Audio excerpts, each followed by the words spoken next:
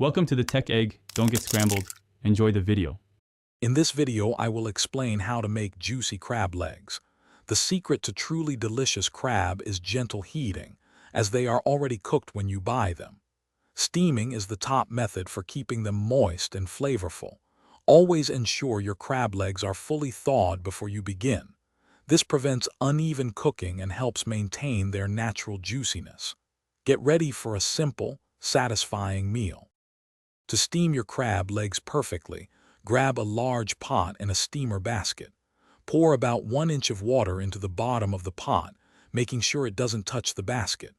Bring that water to a strong, rolling boil.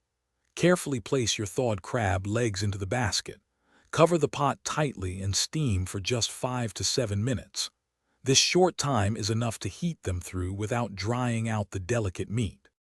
While steaming is ideal, other methods exist. Boiling can sometimes dilute the natural sweet flavor of the crab.